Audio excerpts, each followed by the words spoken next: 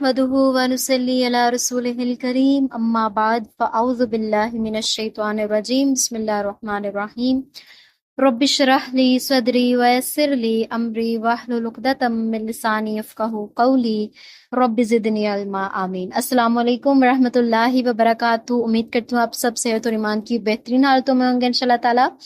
آج ہمارا mastering communication course کا لاسٹ لیکچر ہے۔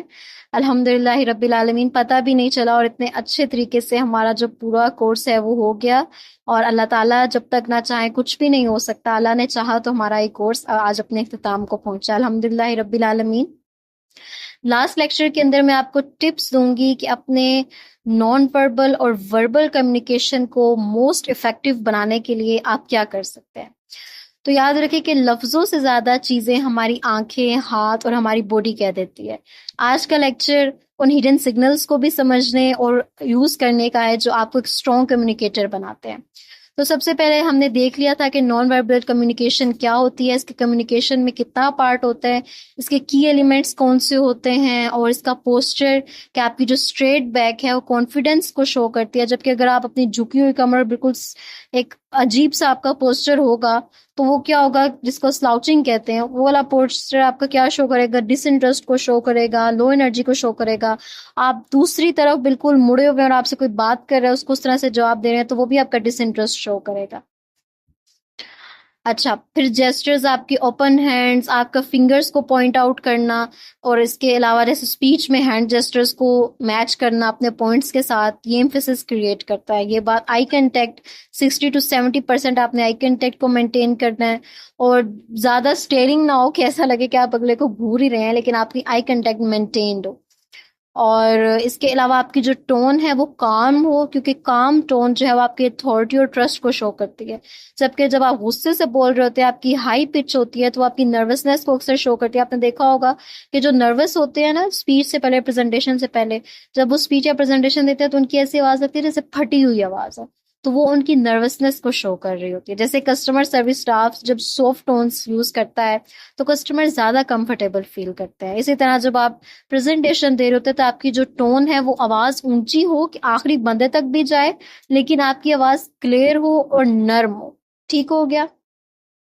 نان وربل کمیونیکیشن کو پریکٹس کریں آپ زیادہ سے زیادہ، میرر پریکٹس میں نے آپ کو بتائی تھی، ریکارڈ کریں اپنی ویڈیوز کو، اس کو ریویو کریں۔ اس کے علاوہ اپنے فرینڈز یا پھر آپ کے کولیگز یا فیملی ممبر سے آپ ان سے فیڈ بیک لیں، آپ ان سے پوچھیں کہ آپ کا باڈی لینگویج کیسا ہونے لگتا ہے۔ اور اس کے علاوہ یاد رکھیں کہ ورڈز جو ہیں وہ سٹوری بتا سکتے ہیں، ورڈز میں tell a story but your body literally tells the truth. اگر آپ دونوں کو ایک ساتھ کنٹرول کر لیتے ہو تو آپ انبیٹیبل کمیونیکیٹر بن جائیں گے۔ ٹھیک ہو گیا۔ اس کے علاوہ آپ کو جو وربل کمیونیکیشن ہے اس کے اندر کچھ ٹپس دیتی چلوں تو آپ دیکھیں کہ slow down and think before you speak, کہ یہ رول اپنی زندگی میں ضرور شامل کریں کہ بولنے سے پہلے آپ اپنے الفاظوں کو تولیں۔ وہ ایک جملہ ہے نا کہ پہلے تولو پھر بولو، کہ آپ اگر خود ہی کلیئر نہیں ہیں، آپ نے پہلے ہی سوچ سمجھ کے نہیں بولا ہو تو ایک تو آپ کی بات کنفیوژن، اگلے کو کنفیوژن میں ڈال سکتی ہے۔ تھوڑا سا پوز لینے سے آپ کے جذبات اور خیالات صاف طرح سے سامنے والے تک پہنچ سکتے ہیں۔ اگزامپل، اگر کسی کو آپ سے اگر کوئی آپ کو کہہ رہا ہے کہ مجھے پروجیکٹ سمجھاؤ تو گھبرا کے نہ بولیں بلکہ پوز لیں اور اس سے کہیں کہ بالکل میں سٹیپ بائی سٹیپ ایکسپلین کرتی ہوں۔ یہ آپ کے کالم اور کلیئر وے کو ایکسپلین کرتا ہے، اور یہ آپ کی اسپیچ پیتھولوجی کو بھی ایکسپلین کر رہی ہے یہ چیز۔ اس کے علاوہ use simple and clear language. آپ کو ضرورت نہیں ہے کہ اگر کوئی انسان آپ کے سامنے اردو اسپیکنگ ہے اور آپ اس کے سامنے انگلش میں بات کرنا شروع کر دیں، بالکل اس کو ایک تو مقصد ہوتا ہے نا کسی کو سمجھانا یا سکھانا، وہ چیز ٹھیک ہے، لیکن آپ ایفیشینسی دکھانے کے لیے یہ والی چیز یوز کریں تو یہ سراسر غلط چیز ہوگی۔ فار ایگزامپل، آپ کسی گاؤں اور دیہات والے علاقے میں جاتے ہیں جہاں پہ پنجابی اسپیکنگ لوگ ہیں، وہاں پہ آپ ان کو انگلش اور اردو میں باتیں سمجھائیں گے تو کیا آپ ایک اچھے کمیونیکیٹر بنیں گے؟ نہیں۔ اچھے کمیونیکیٹر کا مطلب کبھی بھی یہ نہیں ہوتا کہ وہ صرف انگلش بول سکتا ہے، نہیں، بلکہ اچھے کمیونیکیٹر کا مطلب یہ ہوتا ہے کہ وہ اگلے کو اپنی بات کا مطلب سمجھا پائے اور ایزی وے میں اگلا کمفرٹیبل ہو کے آپ کی بات کا مطلب سمجھ سکے۔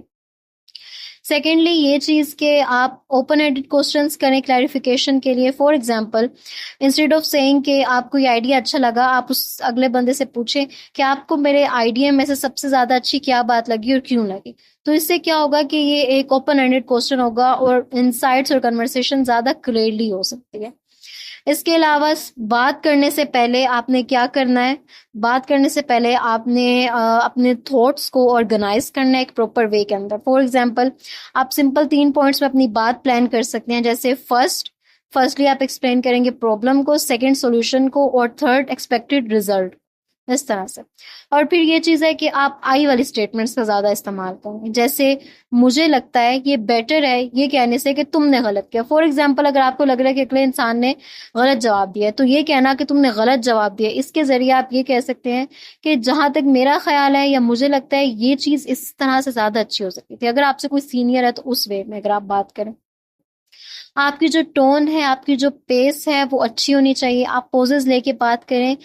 اور ایگزامپل ہے یس وی کین ڈو دس, یہ لائن ایکسکلیمیشن سے کانفیڈنٹ لگتی ہے, مونوٹون میں نہیں. جیسے اگر آپ کہیں ہاں ہم کر سکتے ہیں, اس کی بجائے آپ کہیں ہاں ہم کر سکتے ہیں, تو دونوں جو میرے سینٹینسز ہے اس کی ٹون میں ڈفرنس نظر آیا. تو یہ چیز ہے. اس کے علاوہ اپنی ووکیبلری کو انہینس کریں, لیکن اس ووکیبلری کو ایک سچویشن کے حساب سے استعمال کریں. For example instead of saying we must synergize our objectives, کہنا بیٹر ہے let's work together on our shared goals. Formal setting کے اندر. انفارمل وے میں تو آپ پھر نارملی بات کر سکتے ہیں. اس کے علاوہ مرر کے اندر اور اپنے ایج فیلوز کے ساتھ زیادہ سے زیادہ پریکٹس کریں. فار ایگزامپل انٹرویو یا پریزنٹیشن یا کنورسیشن کا رول پلے کر سکتے ہیں آپ اپنے فیلوز کے ساتھ. یہ فلو اور ریئل ٹائم ریئیکشن کو ڈیولپ کرتا ہے. اپنے آپ کو ریکارڈ کر کے سنا کریں, یہ آپ کو مزید امپروومنٹ کی طرف لے کے جاتا ہے. اور فیڈ بیک ضرور لیا کریں. یہ کچھ ٹپس تھی جو میں نے آپ کے ساتھ شیئر کرنی تھی, اور امید ہے آپ کو یہ سمجھ میں آئی ہوں گی. اور جتنا زیادہ آپ ان ٹپس کو اپنے آپ میں انکلوڈ کریں گے, آپ کو اتنے زیادہ ہیلپ ملے گی وربل اور نان وربل کمیونیکیشن میں کانفیڈینس اور کلیئرٹی لانے کے اندر. پریکٹس جتنی زیادہ کریں گے اتنی زیادہ آپ کو مدد ہوتی. تو یاد رکھیے کہ ہمارا یہ کورس چھوٹا سا کورس تھا جس نے صرف اور صرف آپ کو ایک راہ دکھائی ہے. آگے اس پہ چلنا اور مستقل مزاجی کے ساتھ چلنا یہ اب آپ کے ذمہ ہے. آپ کس طرح ان جو چیزیں آپ نے اس کورس سے سیکھی ہیں اس کو اپنی لائف میں امپلیمنٹ کرتے ہیں, کس حد تک امپلیمنٹ کرتے ہیں, یہ چیز آگے میٹر کرتی ہے کہ آپ کو رزلٹ کیسے لگتا ہے. اگر آپ نے کورس صرف لے لیا ہے اور صرف اس کو سن لیا لیکچرز کو, تو یہ آپ کو کوئی اچھا رزلٹ نہیں دے گا جب تک آپ اس کو لائیو اپنی لائف کے اندر پریکٹیکلی اس کو امپلیمنٹ نہیں کریں گے. اس کے علاوہ آپ کو کوئی سوال ہو آپ مجھ سے کبھی بھی کنسلٹ کر سکتے ہیں. I will try my best to answer you. بارک اللہ فیکم. ویڈیو پسند آئی ہے تو لائک شیئر اور سبسکرائب کرنا مت بھولے گا. سبحانک اللہم و بحمدک اشہد ان لا الہ الا انت استغفرک و اتوب الیک. السلام علیکم ورحمۃ اللہ وبرکاتہ.